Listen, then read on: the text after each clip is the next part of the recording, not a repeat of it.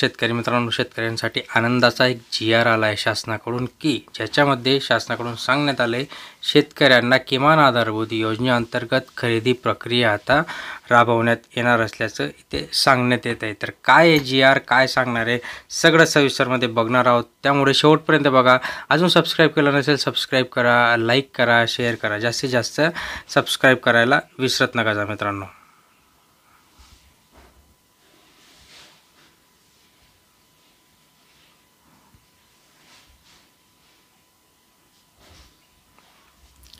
बघा, राज्य शासनाचा जी.आर. आला आहे की किमान आधारभूत योजना अंतर्गत खरेदी प्रक्रिया राबवण्यासाठी राज्य स्तरावर एक नोडल एजन्सी स्थापन करण्यात येणार आहे.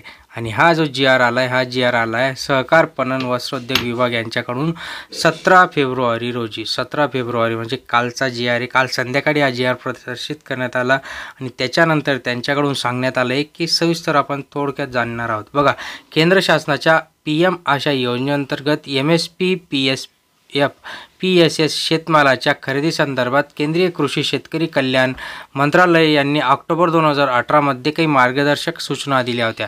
सदर मार्गदर्शक सूचनानुसार किमान आधारभूत योजना ही जी काही ही अंतर्गत एकूण कृषी उत्पादनाच्या 25% उत्पादन किमान आधारभूत दराने करण्यात येते.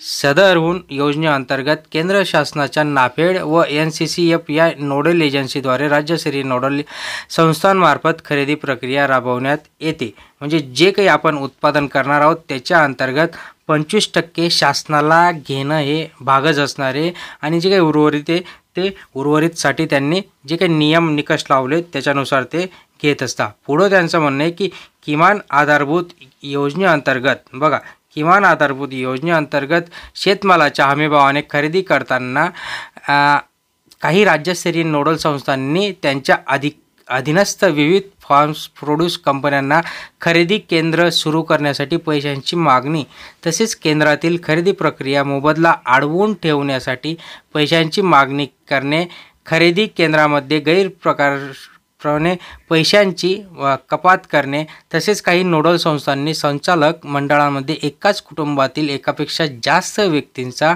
समावेश असणे इत्यादी बाबी निदर्शनास आल्या आहेत. या सर्व बाबींचा विचार करता सदरून योजनेची राज्यामध्ये अंमलबजावणी करण्यासाठी राज्यस्तरीय नोडल संस्था निश्चित करण्यात एक सर्वसमावेशक निकष कार्यप्रणाली अवलंबणे आवश्यक असणार आहे.